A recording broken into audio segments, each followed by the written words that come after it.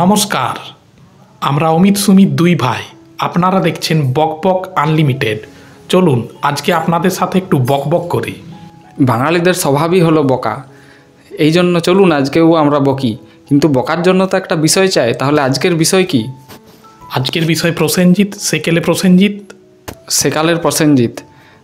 চলুন তাহলে আমরা প্রসেনজিৎকে নিয়ে আলোচনা করি আপনাদের সাথে। প্রসেনজিৎ চট্টোপাধ্যায় এই নামটির থেকেও বেশি করে মানুষ তাকে বুম্বাদা বলে ডাকেন।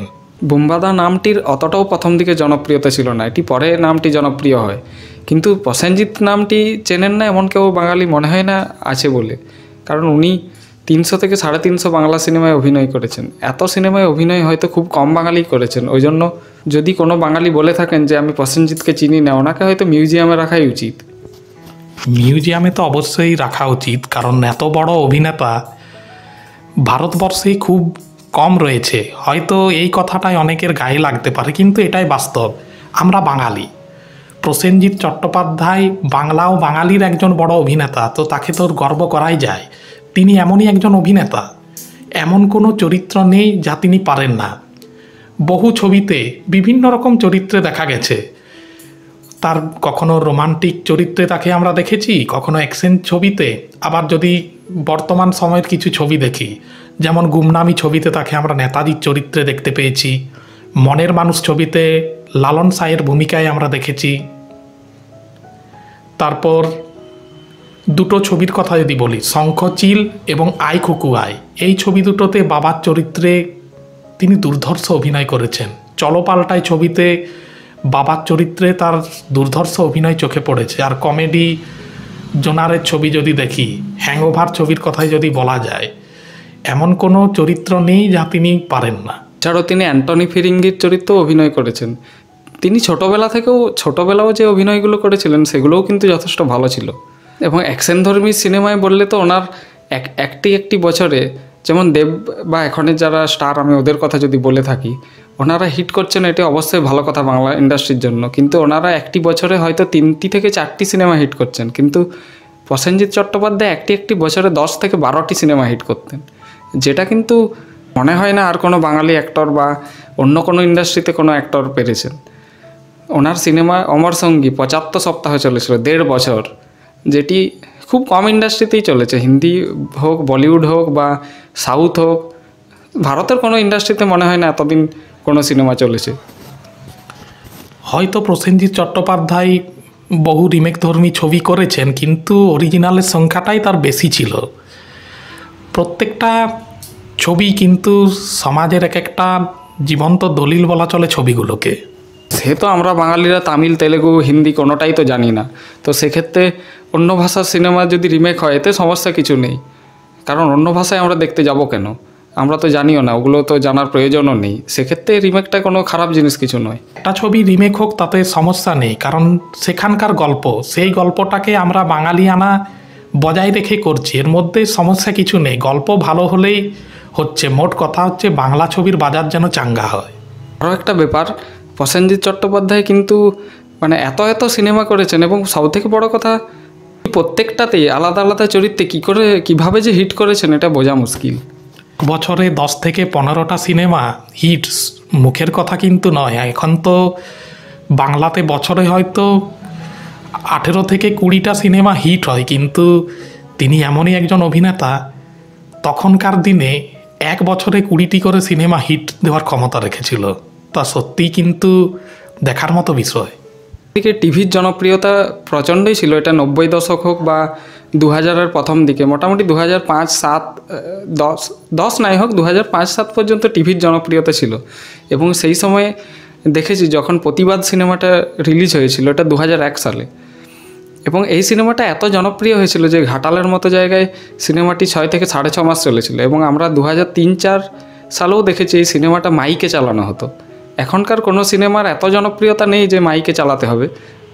যদিও এটা অনস্বীকার্য যে এখন মোবাইল ফোন এসে বিভিন্ন রকম জিনিস দেখার মানুষ সুযোগ পাচ্ছে, সেই স্কোপটা আগে ছিল না, এই কারণে হয়তো মাইকে চলতো।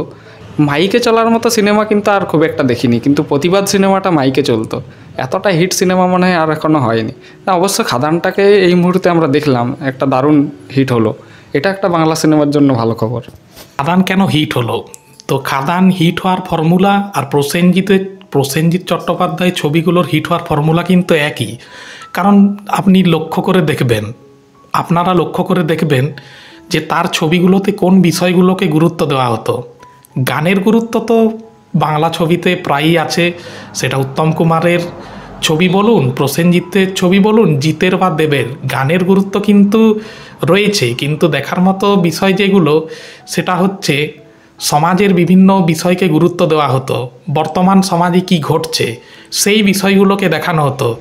যেমন পুলিশ সরকারের কাছে বিক্রি হয়ে গেছে, পুলিশের সাহায্য সাধারণ মানুষ পাচ্ছে না, সেখানে মাফিয়াদের টাকাতে পুলিশরা উঠছে আর বসছে।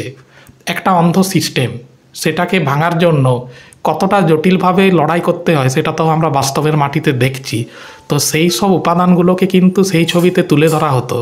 সবচেয়ে বড় কথা, বাঙালিয়ানা বজায় রাখা হতো। বাঙালি বাড়ির প্রত্যেকটা ছেলে মেয়েদের অবস্থা কেমন সেই সমস্ত অবস্থা রাখা হতো।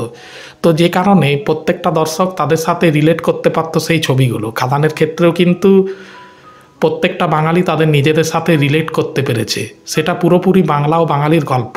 আর প্রসেনজিৎ চট্টোপাধ্যায়ের ছবিগুলোও কিন্তু তাই ছিল।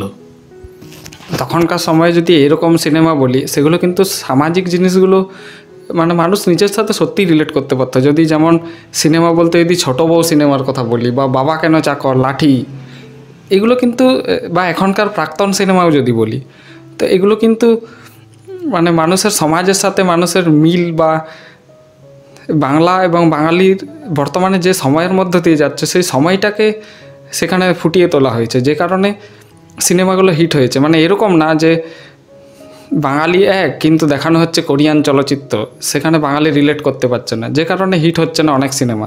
এরকম যদি বলি, জিতের সিনেমাগুলোও কিন্তু এক দুটো এরকম কারণে এক দুটো হিট হয়নি।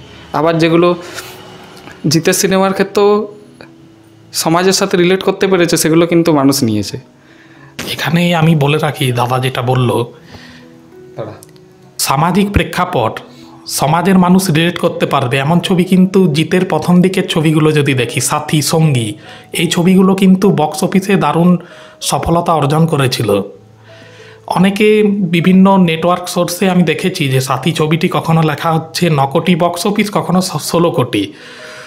2002 সালে মুক্তিপ্রাপ্ত এমনই একটি ছবি, তার বক্স অফিস আজকালের যুগে দাঁড়িয়ে যদি বিচার করি তাহলে কিন্তু সেটা 100 কোটির সমান। তো বারবারই আমরা দেখেছি যে সমস্ত পরিচালক ছবি বানাতে গিয়ে বাঙালিয়ানাকে জোর দিয়েছেন, তারাই কিন্তু সফল হয়েছেন। প্রসেনজিৎ চট্টোপাধ্যায়ের বর্তমানের দিকের যে সিনেমাগুলো, সেগুলো একটি আবার আলাদা বা ভিন্নধর্মী সিনেমা আমরা দেখতে পাচ্ছি। যেমন প্রাক্তনের কথাই যদি বলি, বা মিশর রহস্য, কাকাবাবুর চরিত্রে যে সিনেমাগুলো করছেন, তা আরও একটি অন্যরকম আমরা ভূমিকায় দেখেছি, সেটা হলো 22শে শ্রাবণ। 22শে শ্রাবণের মতো সিনেমাগুলো, মানে এই ধরনের ভিন্নধর্মী ছবিতে বর্তমানে আমরা প্রসেনজিৎ চট্টোপাধ্যায়কে দেখতে পাচ্ছি। এই যে প্রবীর রায়চৌধুরী, এটি একটি আইকনিক চরিত্র। এই চরিত্রটা কিন্তু বাঙালি সমাজ খুব পছন্দ করেছে। 22শে শ্রাবণ এবং দশম অবতার, এই দুটো তো একই সিরিজের ছবি। তো প্রবীর রায়চৌধুরী চরিত্রটি কোথাও না কোথাও গিয়ে বাঙালিদের কাছে একটা আইকন হয়ে উঠেছে। প্রসেনজিৎ চট্টোপাধ্যায়কে আমরা আরও অন্য রূপে দেখেছি নৌকাডুবি সিনেমায়। নৌকাডুবি, চোখের বালি, দেবদাস, এবং আরেকটা জিনিস লক্ষণীয়, সেটা হলো প্রসেনজিতের জুটি। তিনি যে কত জুটিতে কাজ করেছেন, সেখানে বলিউড হোক, কোনো ইন্ডাস্ট্রির কোনো নায়িকাকে তিনি বাদ দেননি। তার সাথে জুটি করেননি এরকম কোনো অ্যাক্ট্রেসই নেই। সেখানে বিপাশা বসু হতে পারে, ঐশ্বর্য রায়, কেউই বাদ যাননি। সবচেয়ে বড় কথা, যে কোনো নায়িকার সাথে কিন্তু মানায়ও ভালো প্রসেনজিৎকে। সেটা কোয়েল মল্লিক হোক, শ্রাবন্তী হোক, স্বস্তিকা হোক, শতাব্দী দেবর্ষী, ঋতুপর্ণা সেনগুপ্ত, প্রসেনজিৎ তো হিট জুটি, সেটা নিয়ে আলাদা করে বলার কিছু নেই। কারণ টিভির একমাত্র জুটি প্রসেনজিৎ এবং ঋতুপর্ণা, যারা একসাথে সবচেয়ে বেশি ছবি পৃথিবীতে করেছে, তার জন্য কিন্তু তারা গিনিস ওয়ার্ল্ড রেকর্ডও করেছে। আর ওনার সিনেমার গানের কথা যদি বলি, এখনও বাসে উঠলে কিন্তু ওনার গান শোনা যায়। যেমন ছড়িয়ে দিল ভালোবাসা, নীল আকাশের গায়ে, এই ধরনের গানগুলো, বা মধুর মিলন সিনেমার গান, বিয়ের ফুল সিনেমার গান, তখনকার মন মানে না সিনেমার গান, এগুলো কিন্তু এখনও, তারপর শুধু একবার সিনেমার গান, প্রতিটি এখনও সমান ভীষণভাবে জনপ্রিয়। এখন গ্রামাঞ্চলে যে জিনিসটা দেখছি যে বাংলা গান বলতে কোনগুলো বাজছে, প্রসেনজিতের গানগুলোই কিন্তু বেশি করে বাজছে। নতুন গানগুলো একটা দুটো বাজছে, কিন্তু যদি দিনে 24 ঘন্টা সময় যদি পুরো সময়টাকে আমরা ভাগ করি, সেখানে হয়তো দেখা যাচ্ছে 18 ঘন্টা প্রসেনজিতের গান চললে আধ ঘন্টা হয়তো নতুন গান চলছে। তার জনপ্রিয়তা এখনও সমানভাবে থেকে গেছে, তার জনপ্রিয়তা এতটুকুও কমেনি। এরকম শক্তিশালী অভিনেতা কিন্তু বর্তমানে আর তৈরি হচ্ছে না। অবাক ব্যাপার, এখনকার সোশ্যাল মিডিয়ার যুগে আমি একটা জিনিস লক্ষ্য করছি, বাংলা সিনেমার গান অতটা চলছে না। বর্তমানে পুরুলিয়ার গান চলছে, কিন্তু বাংলা সিনেমার চলছে না। হিন্দি বা ভোজপুরি সিনেমার আগ্রাসনকে পুরুলিয়া অনেকটাই আটকেছে, মানে এটা শুনতে খারাপ লাগলো, এটাই সত্যি। সেই জায়গায় দাঁড়িয়ে কিন্তু বাংলা সিনেমার গানগুলো সেইভাবে সফল হচ্ছে না। পুরুলিয়া আটকাতে পারছে, কিন্তু বাংলা সিনেমার গানগুলো কেন সফল হচ্ছে না এটা আমি বুঝতে পারছি না। খাদান সিনেমার গান কিশোরী, সেটা কিন্তু প্রচুর পরিমাণে শেয়ার হয়েছে, কিন্তু বর্তমানে দেখছি ওটি কিছুদিন চললো, মোটামুটি 20 থেকে 25 কি 1 মাস, কিন্তু এই সময়ে দাঁড়িয়ে আর কিন্তু খাদানের গানটা অতটা চলছে না। কিন্তু প্রসেনজিৎ চট্টোপাধ্যায়ের সিনেমার গানগুলি 30 বছর 40 বছর করে চলছে। তো এইটাও আমাদের বোঝার দরকার যে কেন হচ্ছে না। টলিউড ইন্ডাস্ট্রির প্রায় সকলেই বলেন যে তিনি ইন্ডাস্ট্রি, কথাটা কিন্তু একদমই ঠিক।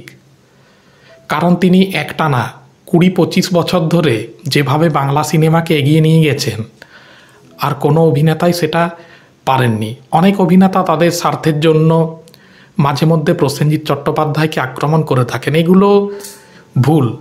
কারণ কোনো অভিনেতাকে কেউ তৈরি করে দেয় না। যে অভিনেতার যত বেশি অভিনয় করার ক্ষমতা আছে সে তত বেশি বড় জায়গায় যায়। প্রসেনজিৎ চট্টোপাধ্যায় নিজ গুণে এবং নিজস্ব অভিনয় দক্ষতায় কিন্তু এই জায়গাতে এসেছেন, এটা অস্বীকার করার কোনো জায়গা নেই। তার মতো অভিনেতা দুটো নেই। তবে কিন্তু আমরা এটা বলছি না যে বর্তমানে দেব, জিৎ বা এদের প্রত্যেক ফ্যান ক্লাবের মধ্যে আমরা সকলে লড়াই করি। আমাদের এটা করলে হবে না। আমাদের কাছে সকল অভিনেতা অভিনেত্রীদেরই সিনেমা আমাদেরকে দেখতে হবে। সেটা দেব হোক, জিৎ হোক, অঙ্কুশ হোক, বা যিশু সেনগুপ্ত হোক, বা নতুন যারা আরও আসবেন বা এসেছেন, তাদের সকলের সিনেমাই আমাদেরকে দেখতে হবে। নাহলে যদি আমরা না দেখি, তাহলে আমরা সাউথ বা অন্যান্য ইন্ডাস্ট্রির মতো কোনো দিনই হতে পারবো না। আমাদের একের পর এক সিঙ্গেল স্ক্রিন বন্ধ হয়েছে, এর জন্য কিন্তু বাঙালির ক্ষতি হয়েছে। তার কারণ এগুলো অনেক মানুষের উপার্জনের পথ ছিল। তো সেইগুলো যাতে আরও তৈরি হয়, সেই জায়গাটা আমাদের নিজেদেরই তৈরি করতে হবে। ভিডিওটি শেষ করার পূর্বে প্রত্যেকটি বাঙালি দর্শককে এই বার্তাই দিতে চাই যে আপনি যে অভিনেতাকে পছন্দ করেন, আপনি দেবের ভক্ত হতে পারেন, জিতের ভক্ত হতে পারেন, প্রসেনজিতের ভক্ত হতে পারেন, নিজেদের মধ্যে লড়াই করবেন না। জিতের একটা ভালো সিনেমা হলে সাপোর্ট করুন, দেবের একটা ভালো সিনেমা এলে সাপোর্ট করুন, আবিরের একটা ভালো সিনেমা এলে সাপোর্ট করুন। প্রত্যেকটা অভিনেতা, আপনারা প্রত্যেকটা অভিনেতাদের পাশে দাঁড়ান, প্রত্যেকটা পরিচালকের পাশে দাঁড়ান, আর প্রত্যেকটা বাঙালি দর্শক প্রতিটি বাংলা ছবির পাশে দাঁড়ান। তাহলেই কিন্তু একটি নতুন ইন্ডাস্ট্রি আমরা তৈরি করতে পারবো, যে ইন্ডাস্ট্রিকে কেউ নড়াতে পারবে না পশ্চিমবঙ্গের মাটিতে। সকলে ভালো থাকবেন, সুস্থ থাকবেন। আজকের বকবক এখানেই শেষ করছি। এরকম আলোচনামূলক বিভিন্ন ভিডিও দেখার জন্য আজই সাবস্ক্রাইব করে রাখুন আমাদের ইউটিউব চ্যানেল।